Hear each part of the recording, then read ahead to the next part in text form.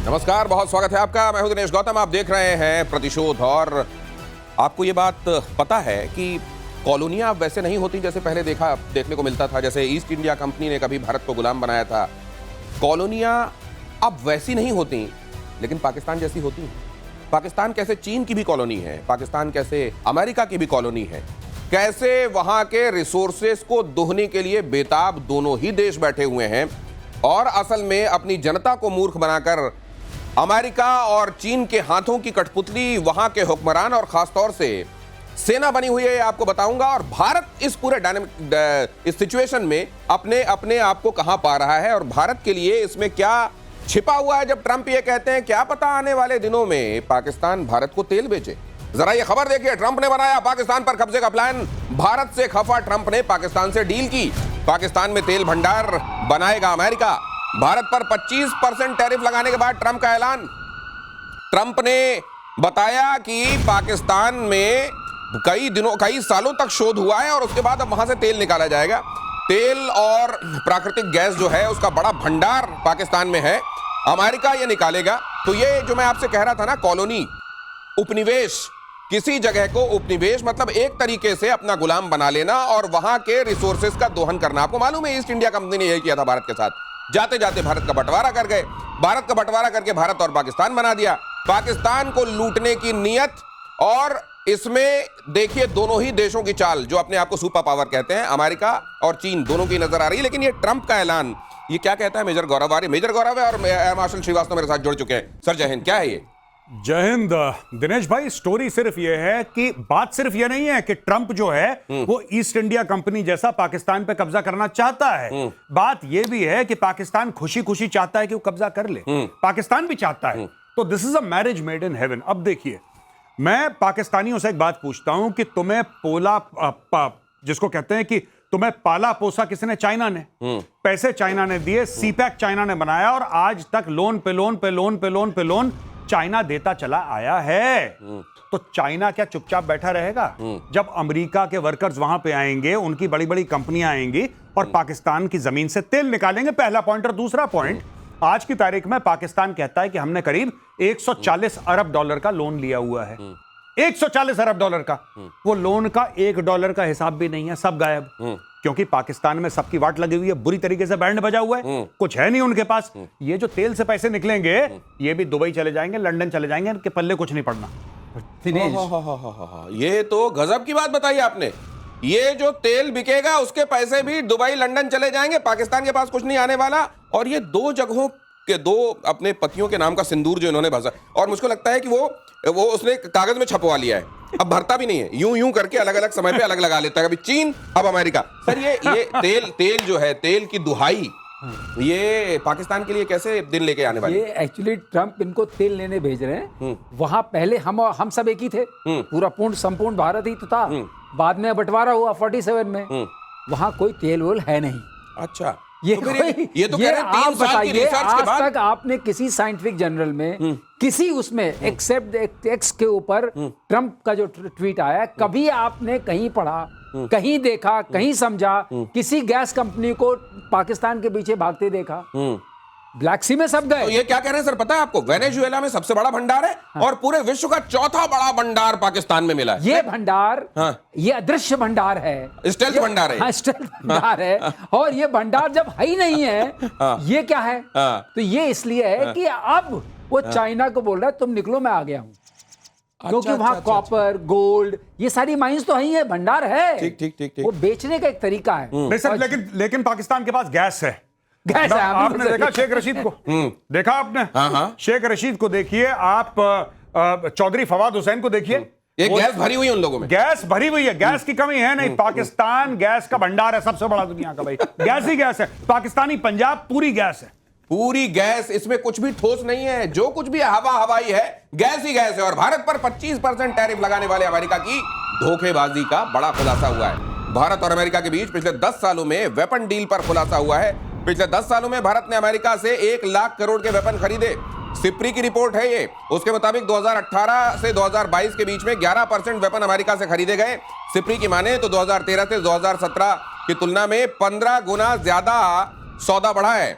और बावजूद इसके ट्रंप ने 25% टैरिफ लगा दिया, ये कहते हुए कि रशिया का ज्यादातर वेपन खरीद। अब बहुत सारी शिकायतें हैं सर, ये ऐसा लग रहा है जैसे बहुत दिनों का मलाल दिल में पाले हुए नहीं बैठ रहे। तुम ब्रिक्स के भी मेंबर हो, ब्रिक्स वाले सब हमारे दुश्मन हैं, तुम वहां से रशिया से तेल खरीद रहे हो, तुम्हारे तुम तो इतनी सारी फहरिस्त थी, तो एक एक करके बताते अचानक ये वेपन वहां से क्यों ले रहे हो, तेल वहां से क्यों ले रहे हो, तुम पे जुर्माना भी लगाएंगे अचानक ओवरनाइट। नहीं, ये शिकायत पुरानी है। मैं दो चीजें आपको बताता हूं। सबसे बड़ी बात यह है कि ट्रंप को यह मलाल नहीं है ये यूक्रेन वाला कि आप रशिया से हथियार खरीदते हैं और ये सब। साफ सीधी बात यह है कि 2024 में भारत ने रूस से खरीदा तकरीबन 55 अरब डॉलर का तेल। ये 2024 के आंकड़े हैं, यानी कि पिछले साल के आंकड़े हैं। 55 अरब डॉलर का तेल। और अमेरिका से खरीदा 5 अरब डॉलर का तेल। अमेरिका चाहता है कि उल्टा हो जाए, आप 5 अरब खरीदें रूस से और 55 खरीदें उससे। तो कॉम्पिटिटिव प्राइस दे दो, हम खरीद लेंगे। नहीं, ये देखिए, ये आप लॉजिक से बात कर रहे हैं। आप लॉजिक से बात कर रहे हैं कि भाई अगर आप चाहते हैं, वो 100 रुपए का दे रहा है, 100 रुपए का आप दे रहे हो, कह रहे नहीं खरीदोगे मुझसे, दूंगा मैं 200 का। ये एक तो ये बात है। दूसरी चीज ये है कि अभी भारत को क्या करना चाहिए, आपकी अनुमति हो तो दिनेश भाई बताइए ना। हाँ, बिल्कुल। जैसे आप जाते हैं सड़क पे, आप बाइक चला रहे हैं, तो आपने देखा होगा कि आपके पीछे कुत्ते पड़ जाते हैं, और आप जितनी तेज बाइक चलाएंगे कुत्ते और तेज भागते हैं। होता है। लेकिन अगर आप बाइक अपनी रोक देते हैं और बाइक से उतर आते हैं, तो वही कुत्ते कूं कूं करके वापस चले जाते हैं। अब आप जानते हैं इशारा किस तरफ है। Don't show fear in front of this man, he can smell fear. और भारत दिखाएगा भी नहीं, लेकिन जिस देश ने फियर दिखाया, ट्रंप ने उसका पैर पकड़ लिया। जैसे कि मोटरसाइकिल पर बंदा जाता है और सड़क का कुत्ता उसके पैर पकड़ लेता है, ट्रंप ने वही काम करा है। डोंट इस आदमी को, मुझे मोदी जी की ना ये बात बड़ी अच्छी लगी। उन्होंने ट्रंप को इग्नोर ही कर दिया। उन्होंने बोला भाई तेरा ट्विटर हैंडल है, तेरा ट्रूथ सोशल है, तू दाग बयान तुझे जो दागने, हम कुछ नहीं बोलेंगे, हम बाद में देख लेंगे। कहानी खत्म हो गई।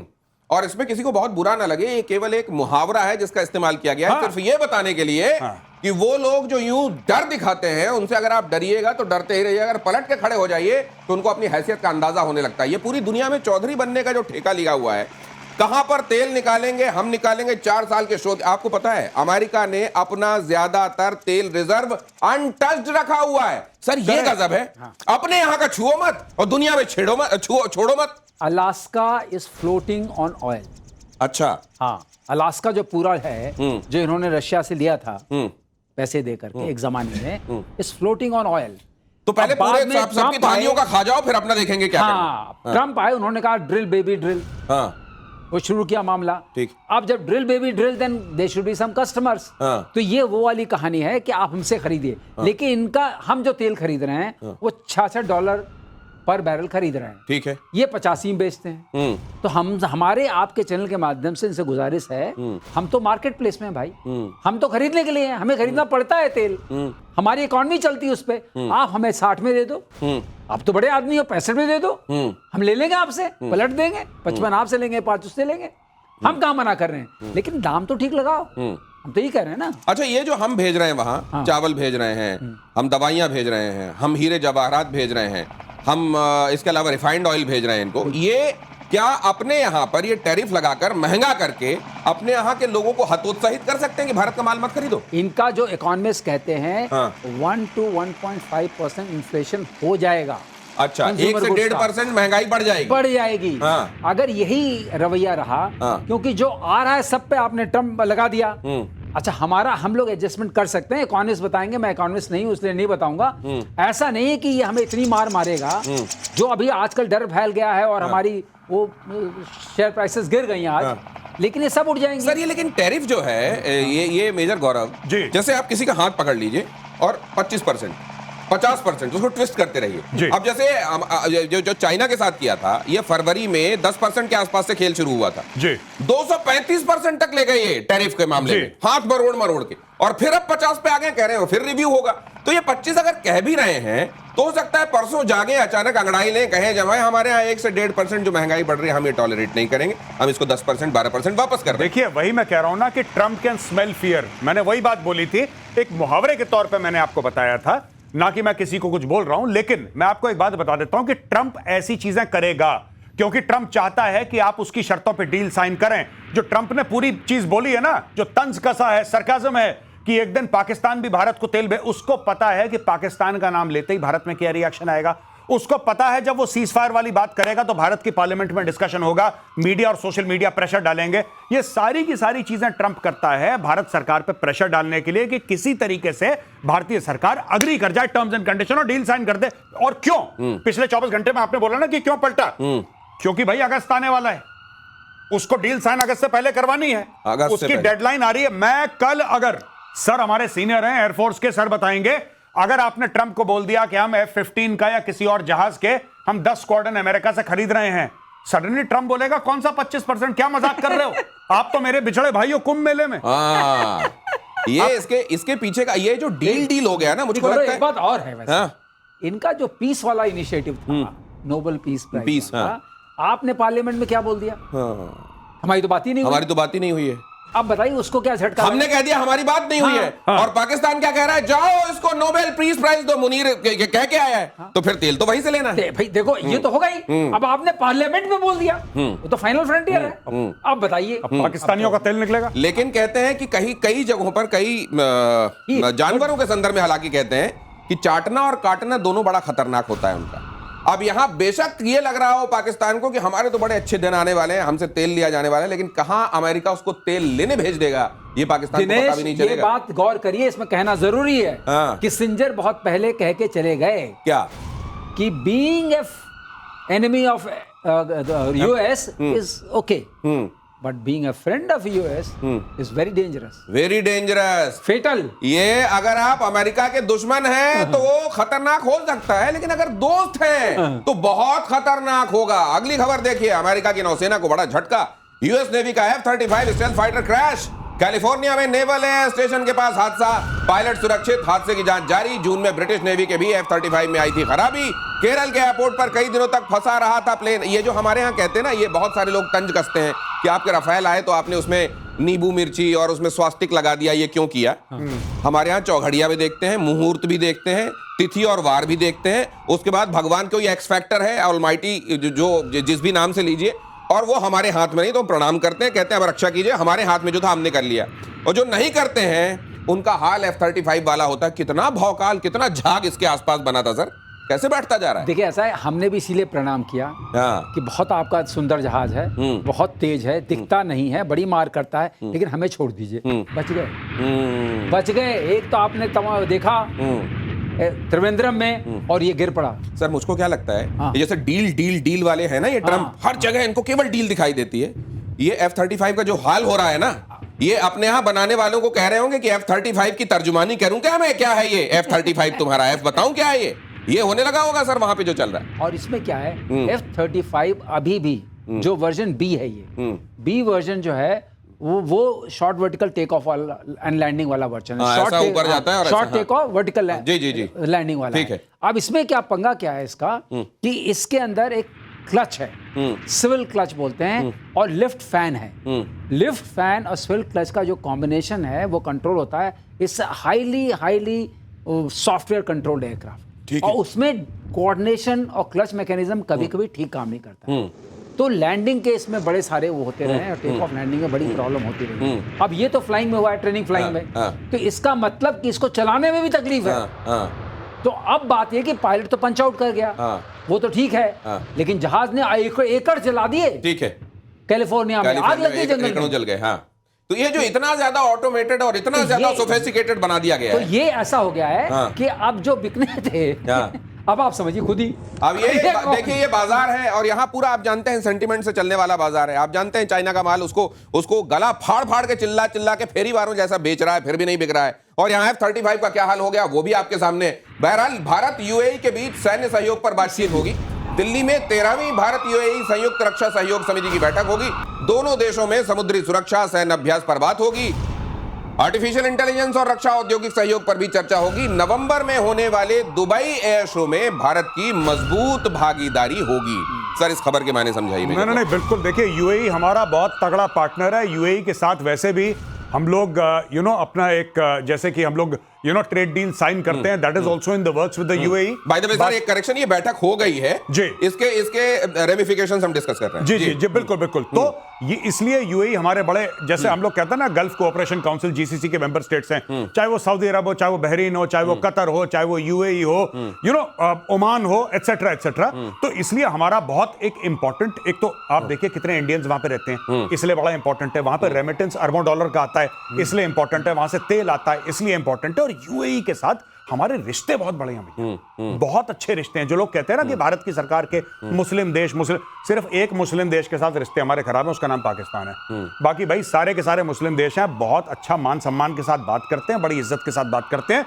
हमारे लिए वो माननीय है और हम उनके लिए माननीय हैं, पहली चीज। तो UAE is a very very important diplomatic partner for India हमारे लिए। और जो हम जाएंगे वहां पे दुबई एयर शो में नवंबर में, तो आप देख लीजिएगा साहब, मुझे तो ऐसा लगता है कि वहां पे तेजस भी होगा, क्योंकि तब तक इंजन हमारे पास आ चुके होंगे कुछ। वहां पे तेजस भी होगा, वहां पे हमारे और हेलीकॉप्टर्स भी होंगे सर, जितने भी हमारे ध्रुव हैं और लाइट कॉम्बैट हेलीकॉप्टर है, प्रचंड है, ये सारे के सारे होंगे वहां पे, जाहिर सी बात है। ये चीज है दिनेश, अगर मिलिट्री टेक्नोलॉजी और मिलिट्री वेपन्स का आदान प्रदान होता है, रिश्ते बहुत मजबूत होते हैं। अच्छा, वो स्ट्रेटेजिक चीज है। ये फाइनल फ्रंटियर है रिश्तों का, क्योंकि एक बार आपने सामान किसी का ले लिया, अब आप उसके साथ सालों साल के लिए जुड़ गए। हमारे जो जुड़ाव है, हमसे कई बार लोग कहते हैं कि आप यहां से वहां चले जाइए, 272 आपके पास Su-30 MKI है। तो आप ये कह रहे हैं कि ये जो संधि वाले रिश्ते होते हैं, लगभग वैसे रिश्ते हो जाते हैं, बिल्कुल पक्का वाला हो जाता है। इसलिए माल अपना वाला बेचिए, और बेचने का मौका आ गया है। व्यापारिक रिश्ते मजबूत होते हैं, लेकिन उसमें भी अगर वो रणनीतिक व्यापारिक रिश्ते हैं तो वो और भी ज्यादा मजबूत होते हैं। और अगली खबर ये देखिए, चीन ने स्टेल्थ सबमरीन के नाम पर पाकिस्तान नौसेना को बेचा कबाड़। 2015 में चीन के साथ पाकिस्तान ने 8 हंगूर क्लास सबमरीन की डील की थी। हंगूर है, लंगूर नहीं है। 8 हंगूर क्लास सबमरीन की डील की थी। डील में इंडिपेंडेंट प्रोपल्शन टेक्नोलॉजी वाले सबमरीन का जिक्र है। 10 साल के इंतजार के बाद पाकिस्तान को मिला डीजल सबमरीन। अब ये किस तरह की सबमरीन है, क्या दे दिया गया है, और पाकिस्तान कैसे खुशी खुशी नाचते हुए अपने घर ये लेकर आ रहा है, और इस कबाड़ का क्या करेगा, वो ये बताएंगे पीके श्रीवास्तव साहब। देखिए, ऐसा है, इनको कहा था कि हम ऐसी सबमरीन देंगे कि आप 30-40 दिन नीचे रह सकते हैं। अच्छा, कोई आपको पकड़ नहीं सकता, आप लड़ाई कर सकते हैं। कहीं ऐसा तो नहीं होगा सर कि 30-40 दिन, क्योंकि आपने ये बताया था एक बार कि पनडुब्बी को भी सांस चाहिए होती है। अगर डीजल पनडुब्बी है, उसको 1-2 दिन में ऊपर आना होता है ऑक्सीजन के लिए, है ना। अब इनको कह दिया कि आपको ऊपर नहीं आना पड़ेगा, हमने खास वाली आपको दे दी है। कहीं ऐसा तो नहीं होगा इसको लेके जाए 30-40 दिन नहीं, फिर नीचे ही रह जाए, कहीं ऐसा तो नहीं? इनको वो वाला दिया नहीं। अच्छा, इसमें यही तो कहा गया कि AIP निकाल दिया। AIP नहीं दिया, इनकी सांस फूल गई, नीचे जाते ही फूल गई, 2 दिन में आएंगे अपने आप 1-2 दिन में ऊपर। ये किसी मतलब का नहीं है। आजकल के कॉन्टेक्स्ट में ये ऊपर आया हमारा, तो ये पनडुब्बी नहीं हो गई, ये भी सरफेस एयरक्राफ्ट बन गया। तो अभी किस बात का पनडुब्बी? तो ये ऐसी पनडुब्बी जो सिर्फ 1-2 दिन नीचे रह सकती, किसी काम की नहीं है। तो ये आपने यहाँ क्या कह के बता रहे होंगे, हम पनडुब्बी ले आए हैं चाइना से, किसी का नाम आपने, और अब हम सर यही चीज दिनेश भाई बांग्लादेश के साथ भी चाइना ने करी। चाइना ने बोला ये फ्रिगेट है, ये मिसाइल बोट है, ये सब। बांग्लादेश ने ऑफिशियल कंप्लेंट करी चाइना को कि भैया ठीक करो, तुमने क्या कबाड़ बेच दिया। चाइना ने बोला सेल सर्विस के पैसे एडिशनल लगेंगे, फ्री में नहीं, आफ्टर सेल सर्विस अलग से, आफ्टर सेल सर्विस के आपको। और चाइना ने और पैसे मांगे, तब बांग्लादेश ने बड़ी मुश्किल से उसको ठीक करवाया। ये हाल है चाइना का। इनका ये है, तुम क्यों चिंता करो, हम बैठे हैं ना, हम बैठे हैं कमाने के लिए बैठे हैं, हम बैठे हैं कमाने के लिए बैठे हैं, और नहीं तो उधार में तुमको काम करके तुमको दबाने के लिए बैठे। नाम बड़ा अच्छा दिया है ना आपने, अच्छा नाम दिया उसको, हैंगोर। अंगूर, लंगूर नहीं, अंगूर। और अगली खबर देखिए, भारत में अल्ट्रा मॉडर्न सबमरीन पर काम जारी है। अब देखिए, ऐसा होता है ठोस काम जो भारत में चल रहा है, बाकी जो चल रहा है वो पाकिस्तान में आप देख रहे हैं। प्रोजेक्ट 76 के तहत नेक्स्ट जनरेशन सबमरीन का निर्माण होगा। स्टेल्थ और AIP टेक्नोलॉजी का होगा इसमें इस्तेमाल। लंबी दूरी तक मार करने वाले क्रूज मिसाइल से लैस होगी यह सबमरीन। प्रोजेक्ट 76 के तहत 2 बैचेस में 2 अलग अलग फेज में 12 पनडुब्बियों का निर्माण होगा, और ये बहुत खतरनाक पनडुब्बियां हो जाएंगी, क्योंकि बहुत लंबे वक्त तक पानी के भीतर रह सकती हैं और बहुत खतरनाक मारक क्षमता से लैस होंगी। तो इधर चल रहा है ये काम, और उधर चल रहा है वो काम, चाइना से ले आओ, कबाड़ ले आओ। लेकिन वहां पर इसलिए लेना पड़ता है क्योंकि चाइना अगर आंख दिखाकर ये कह देगा कि लाओ वो सारे पैसे जो over a period of time मैंने तुमको दिए, तो करेंगे क्या? तो वो जो टिका रहा है वो ले रहे हैं। लेकिन सर, ये अब जो वहां पर ये टग ऑफ वॉर, एक तरीके से ये जो रस्सा खिंचाई चल रही है, इधर अमेरिका खींच रहा है, उधर चाइना खींच रहा है, इसमें फट तो नहीं जाएगा? नहीं, इसमें पाकिस्तान मास्टर है। पाकिस्तान मास्टर है। एक मैं आपको बात बताऊं, जब अमेरिका अफगानिस्तान में बैठा था, पाकिस्तानी तालिबान से भी पैसा ले रहे थे, अमेरिका से भी पैसा ले रहे थे। इसमें आप नहीं पकड़ सकते पाकिस्तान को। इसमें भाई साहब पीएचडी है उनकी। अच्छा। पाकिस्तान जिंदा ही ये टाइट रोप, जैसे ना कि वो तार के ऊपर चलते हैं ना सर्कस में, ऐसे डंडा लेके, ये पाकिस्तानी पैदा उस तार के ऊपर हुए भाई। ये अमेरिका को भी बेवकूफ बनाएंगे, चाइना को भी बेवकूफ बनाएंगे और पैसा लेके। अच्छा, ये इस तरीके से बेवकूफ बनाता है क्योंकि इनको पता है कि रिटायरमेंट होते इनको तो लंदन भाग जाना है, फिर जो दूसरा आएगा वो संभालेगा, फिर वो बेवकूफ बनाता है, फिर तो इस तरीके से। अच्छा, आज की तारीख में चाइना की मजबूरी है। इसने क्यों चाइना को धोखा दिया? क्योंकि चाइना 30-35 अरब डॉलर ऑलरेडी सीपैक के लिए डाल चुका है, अपने लोग वहां पे बैठा चुका है। चाइना की मजबूरी है, ग्वादर का एयरपोर्ट और पोर्ट बना चुका है। अब अमेरिकन को लेकर आओ, चाइना क्या करेंगे? हम नहीं, जाओ हम जाते, ऐसा तो नहीं करेगा। उसने तो पैसा डाल दिया है, तो फिर कहेगा अच्छा ठीक है चलो हम कुछ बात करते हैं अमेरिकन से। ये 1960s में इन्होंने मीटिंग करवाई थी पाकिस्तान ने, चीन और अमेरिका की। वो पहली दलाली खाई थी पाकिस्तान ने। अच्छा। हाँ, इन्होंने डिप्लोमेटिक रिलेशंस का पाकिस्तान का बहुत बड़ा किरदार है। इन्होंने अमेरिका से पैसे लिए, बोला कि ठीक है हम आपकी मीटिंग लगाएंगे, उसमें करीब 4-5-3 मिलियन जो भी उस समय होते होंगे, इन्होंने पैसे लिए, इन्होंने मीटिंग करवाई, उसके भी पैसे लिए, खुद आने जाने के भी पैसे लिए, और फिर पाकिस्तान अब बिचौलिया बन गया दुनिया का सबसे बड़ा दलाल। और वो भी किस तरह की इमेज का दलाल, आपको बताने की आवश्यकता नहीं। अगली खबर देखिए, फ्रांस की बड़े लेवल पर, बड़े नेवल ग्रुप पर, माफ कीजिए, फ्रांस के बड़े नेवल ग्रुप पर साइबर अटैक हुआ। कंपनी के 1 TB डेटा को हासिल करने का दावा है। 1 TB डेटा उड़ा लिया गया है। सबमरीन वेपन सिस्टम के सोर्स कोड भी शामिल हैं इसमें। साइबर अटैक भारत के लिए एक तनाव की बात है। नौसेना में शामिल स्कॉर्पियन क्लास पनडुब्बियों का पर असर इसका हो सकता है। नौसेना के राफेल M के डील पर भी इसको लेकर इसकी छाया पड़ सकती है, तनाव हो सकता है। सर, ये चिंता की बात है ज्यादा? मैं तो नहीं आपके शो के माध्यम से कहना चाहूंगा, मैं इतना चिंतित नहीं हूँ। ये इस तरह से सोर्स कोड का आता है, 1 टेराबाइट डेटा उड़ा लिया। हाँ, सोर्स कोड जहां भी रखा जाता है हमेशा इनक्रिप्टेड फॉर्म में होता है। इनक्रिप्टेड होता है, तो उड़ा भी लिए तो समझ नहीं पाएंगे। उड़ा लिए तो उसको समझ नहीं पाएंगे, और हमेशा फ्रेगमेंटेड फॉर्म में होता है। अच्छा। जो डिजाइन सोर्स कोड होता है, कभी भी आप उस पर ऐसा नहीं रख देंगे कि somebody can connect and find out कि what actually how does it work and क्या उसका मतलब है और कैसे निकालेंगे। तो इंक्रिप्शन होता है, वो भी हैश एल्गोरिथम लगता है।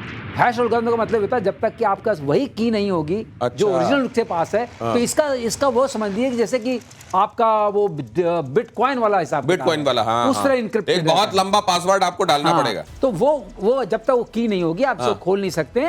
तो ये बात है, जो साइबर अपराधी होते हैं वो इस तरह की बातें कहते हैं, और 1 टेराबाइट डेटा उठा लिया होगा। मैं इंक्रिप्टेड डेटा, मुझे नहीं लगता है कि ऐसा कोई इंपैक्ट पड़ेगा, और मैं अपनी नौसेना को लेकर के अभी इतना चिंतित नहीं रहूंगा। ऐसा कोई आधिकारिक बयान भी नहीं आया। लेकिन ब्रीच सीरियस है सर। ब्रीच सीरियस है। ब्रीच कैसे, क्या वो सीरियस बात है? ये चोरी हो जाना डेटा, ये सीरियस है, लेकिन डेटा को वो वाकई खिलाफ इस्तेमाल कर पाएंगे, डेटा का इस्तेमाल कर पाएंगे हथियार के तौर पर, इसकी संभावना इसलिए कम लगती है क्योंकि इनक्रिप्टेड फॉर्म में है, और इसको भी फिर ये फ्रेगमेंटेड फॉर्म में है। अलग अलग हिस्सों को तोड़कर कोई एक चीज बनानी है, वो आसान नहीं है। इसलिए अब अगली खबर की तरफ बढ़ते हैं। और S-500 को लेकर रूस का भारत को बड़ा ऑफर, भारत में ही बनाने और तकनीक ट्रांसफर का ऑफर है।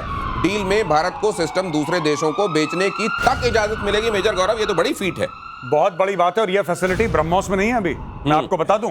ब्रह्मोस भारत में बनता है, रशिया और भारत का यह कोलैबोरेशन है, लेकिन क्योंकि उस कंपनी में पार्टनरशिप या ओनरशिप इस किस्म की है कि अगर भारत किसी देश को बेचना चाहे तो भारत को पहले रूस से परमिशन लेनी पड़ती है। मैं ब्रह्मोस की बात कर रहा हूं। ठीक है। तो यानी कि अगर भारत ने आर्मेनिया को बेचा है, उदाहरण के लिए फिलीपींस को बेचा है, तो रशिया ने ओके बोला है, तब जाके बिका है। अब यहां पे रशिया कुछ और कह रहा है, क्योंकि वो डील बहुत पहले की है ब्रह्मोस की। अब क्योंकि यूक्रेन का वॉर हो गया है रशिया के बीच में, और रशिया काफी हद तक आइसोलेटेड है, ये रशिया का एक रीच आउट है। यही रशिया ने Su-57 के लिए हमें बोला था कि भाई हम आपको दे देते हैं पूरा make in India, 100% transfer of technology, आप नासिक में बनाइए, खुश रहिए, आबाद रहिए, सब कुछ ले लो हमसे, सोर्स कोड वोर्स कोड सब ले लो। ये रूस ने बोला है, यही रूस बोल रहा है S-500, और भारत के पास नहीं है भाई साहब, बाय द वे। और S-500 लेवल का जो सरफेस टू एयर पूरा मिसाइल या पूरा सिस्टम जो है एयर डिफेंस का, वो बहुत कम देशों के पास इस लेवल का सिस्टम है। एक्चुअली किसी के पास नहीं होगा, किसी के पास नहीं है। S-500 का तोड़ किसी के पास नहीं है। ये थाट से भी बेटर है। अच्छा। इसका ये कि ये राइट फ्रॉम जो एटमॉस्फेयर है, वहां से लेकर के ये बिल्कुल क्लोज इन वेपन्स तक। सर ये J-20 को, J-20, J-35, F-35 को पकड़ लेगा यही तो मुसीबत है सर आप F-35 कह रहे हैं, ट्रंप वैसे ही गुस्सा है। हाँ, वो कहना नहीं चाहिए, लेकिन ये वहां तक को पकड़ने की इसके अंदर स्टेल्थ एयरक्राफ्ट के लिए बनाई। तो ये अपने आप में, जहां तक एयर डिफेंस का सिस्टम का सवाल है और हाइपरसोनिक मिसाइल्स का सवाल है, एक बात मैं कहना चाहूंगा आपके माध्यम से, उसमें रशिया इज सुप्रीमो।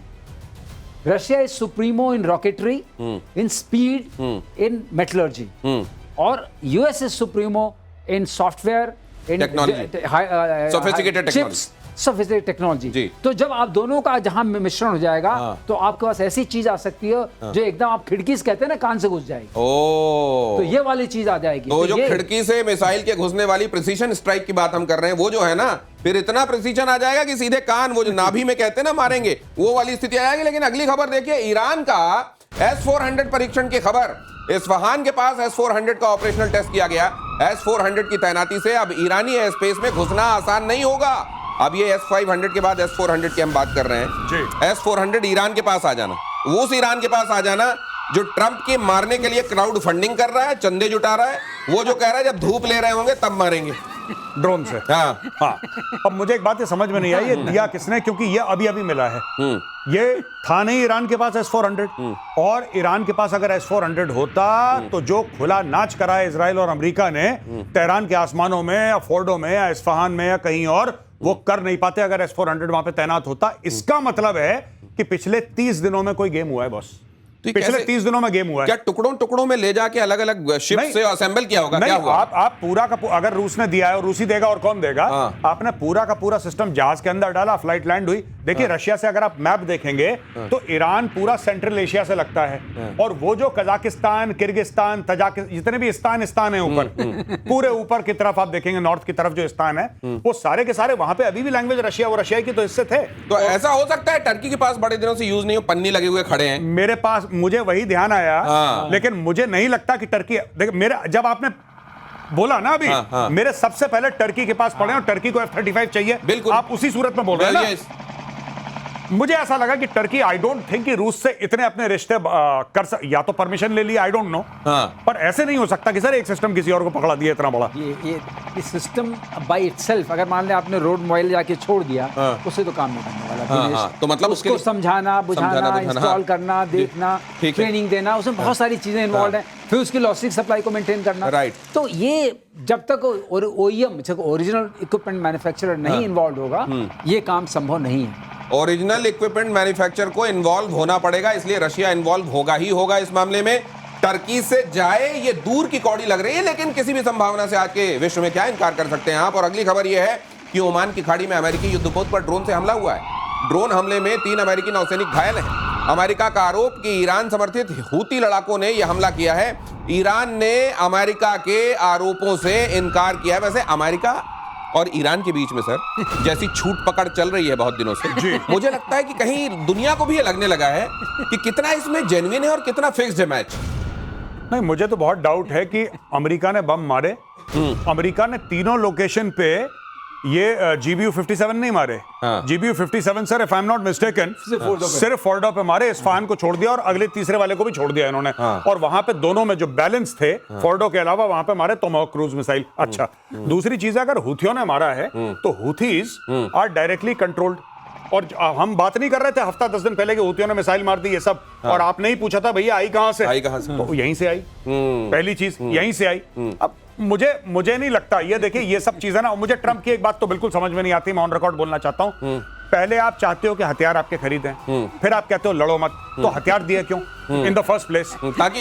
ताकि वो बीच में जाके सीटी बजा के फुर्र करके बोले कि चलो नोबेल नोबेल मेरा नोबेल, शांत हो जाओ। आप अगर हथियार बेच रहे हैं तो लड़ने के लिए ही है, फिर या तो आप हथियार ना बेचें, फिर आप कुछ और टेडी बेयर बेचें। आप टेडी बेयर बेचा करें और आप उसके बाद कहें कि अब मैं पीस के लिए अप्लाई करता हूं। वैसे ये जो कहा जाता है कि अभी सुनामी आई, तो पता नहीं किसी ने कहा कि ये ट्रंप ने अचानक उठकर कहा कि मैंने सुनामी से कह दिया रुको तुम नहीं उठ सकती, और उसके बाद सुनामी ने उठना बंद कर दिया। क्योंकि तो कहीं भी सीज फायर करा देते हैं। ये सुनामी के ऊपर टैरिफ लगा देगा अगर सुनामी ने मना कर दिया कि तुमने कब बोला था। 25% टैरिफ सुनामी के ऊपर। हिम्मत कैसे हुई इसकी? ये सर, ये जो हूतियों ने किया है, ये सीज फायर को एक तरीके से चैलेंज है कि तुम हो ना सीज फायर की सीटी बजाने वाले, लो ये मार दिया, आप बताओ क्या करोगे। अब ये होगा क्या इसका देखिए, हाँ, हूती को कंट्रोल करने के लिए ईरान को कंट्रोल करना ही पड़ेगा। और ईरान के लिए आप सीज फायर कराए और बैठे। ईरान पे आप सीटी बजा चुके हैं, हाँ। क्योंकि मामला Nobel peace prize. Nobel peace prize का। अब सवाल उठता है कि इस पूरे मामले में पेचीदा सा हो गया है, और लेकिन 3 अमेरिकन घायल हो गए हैं। हाँ, ये वहां बहुत खतरनाक तरीके से मैसेज जाता है। अगर कोई अमेरिकन सोल्जर घायल होता है या मरता है, वो अमेरिकन पब्लिक टॉलरेट नहीं करती है। तो ये इनके लिए बहुत बड़ा पॉलिटिकल चैलेंज है कि अच्छा। आप किस तरह की राजनीति कर रहे हैं कि हमारे हूती मार दे रहा है हमारे सोल्जर्स को। हाँ। वो भी मतलब कोई बड़ा, हाँ सही बात है। अब ईरान ही कुछ करता तो समझ में आता। मतलब कोई ये देश प्रॉक्सी को मार दे रहे हैं। प्रॉक्सी मार दे रहे हैं। और किस तरह का डिफेंस सिस्टम, अब नहीं उठेगा सवाल। हाँ, अब इनसे नहीं पूछा जाएगा, हमसे पूछा जा रहा है हाँ। कैसे घुसे, मिसाइल आई कैसे, ऐसे कैसे, इतने हाँ। सारे आपने बिलियंस ऑफ डॉलर्स का एक युद्धपोत बनाया हुआ है। अब उसके अंदर वो मिसाइल कैसे पहुंच गई उसकी? अरे इजराइल रोक लेता है सारे रॉकेट्स को, इजराइल सब कुछ को रोकता है, हम क्या हैं? अब बहुत प्रश्न चिन्ह खड़े होंगे। ये मामूली नहीं है। अगर इसका डिस्कशन आप देखिएगा आने वाले दिनों में, इसमें कई प्रश्न चिन्ह उठेंगे और वो सारे जाके पॉइंटर बनेंगे ट्रंप के लिए। कि आप कर क्या रहे हैं, अमेरिकियों की जान को खतरा हो रहा है और आप बस अपना देख रहे हैं, आपको पड़ी हुई है नोबेल की। अगला देखिए, पहलगाम अटैक को लेकर यूनाइटेड नेशन की रिपोर्ट से पाकिस्तान की पोल खुली। बैसरन घाटी अटैक में लश्कर तैयबा का हाथ था, यूनाइटेड नेशंस की रिपोर्ट कह रही है। यूनाइटेड नेशन सिक्योरिटी काउंसिल की प्रतिबंध निगरानी टीम की रिपोर्ट, टीआरएफ ने जो जिम्मेदारी ली वो एकदम सही। लश्कर ने टीआरएफ के काम में मदद की थी। सर ये मुझे समझाइए जरा जी। ये यूनाइटेड नेशन सिक्योरिटी काउंसिल की अभी अध्यक्षता जो है जी। वो पाकिस्तान के पास है, हाँ, मतलब as a non permanent member वो जी। कर रहा है। और यहां यूनाइटेड नेशन की तरफ से आ रहा है कि टीआरएफ ने वहां काम किया था और उसने उसकी जिम्मेदारी भी ली थी। लश्कर तैयबा का ये प्रॉक्सी है जी। अब ये इसका पूरा पूरा मेरे को गड़बड़ झाला, ये किस तरीके से गोल गोल है, समझाइए। इसमें इस बार ये देखिए 5 परमानेंट मेंबर्स हैं, जिसमें Russia, China, France, England and United states of America 5 हैं। पांचों की जब तक सहमति नहीं होती है तब तक कोई चीज नहीं होती। अगर एक भी ऑब्जेक्ट करेगा वो चीज बैठ जाएगी। इसका मतलब जब पाकिस्तान को जूते मार रहा था United nation security council, China चुप था। वरना इसी चाइना ने 1.5-2 महीने पहले जो भारत की पहल थी कि टीआरएफ को आतंकी संगठन घोषित करो, इसी यूनाइटेड नेशन सिक्योरिटी काउंसिल ने उसको शूट डाउन करा था। मतलब आप ये कह रहे हैं कि अमेरिका का नाम का सिंदूर लगाने लगा है आजकल पाकिस्तान, इसलिए चाइना कह रहा है ठीक है बेटा, अब जो साथ मिल रहा था बंद। आप अभी बिल्कुल यूएस ने ठीक भी कह नहीं रहे हैं। किया, यूएस ने भी चुप रहा। हाँ। दोनों चुप हैं। दोनों चुप हैं। देखिए बात यह है ना कि पाकिस्तान चाहते पाकिस्तान पिटता रहे, ये पिटता रहे तब ये तमीज से रहता है। मेरे को तो मेरे को सर पाकिस्तान के ही लोगों का बनाया हुआ एक मीम याद आ रहा है, जिसमें एक पत्रकार नुमा आदमी के सामने एक बैठा हुआ है, वो पूछ रहा है एक सवाल पूछना है आपसे। वो कहता है हाँ पूछिए क्या है। अमेरिका के साथ दोस्ती है तो हाल इतना खराब है, अगर उससे दुश्मनी हो गई तो कितना बैंड बजेगा। बोले कुछ और सवाल पूछा करो, मेरा दिमाग मत खराब करो। ये यहां पर यही चल रहा है। चाइना ने साथ देना बंद कर दिया, अमेरिका चुप बैठा हुआ है। बिना चाइना के सहमति के ये हो ही नहीं सकता था। ये चाइना ने बोला कि हाँ जरा ये बहुत उछल रहे हैं, हाँ। जरा चूड़ियां कसो। और अब जो ये ट्रंप साहब डील कर रहे हैं ना, मैं तो यही कहूंगा पाकिस्तान सावधान रहे, क्योंकि ट्रंप ने कह दिया है पाकिस्तान सुनो अब तेल लेने जाओ। आज इतना ही सर, प्रतिशोध में आप सबका पधारने के लिए बहुत धन्यवाद।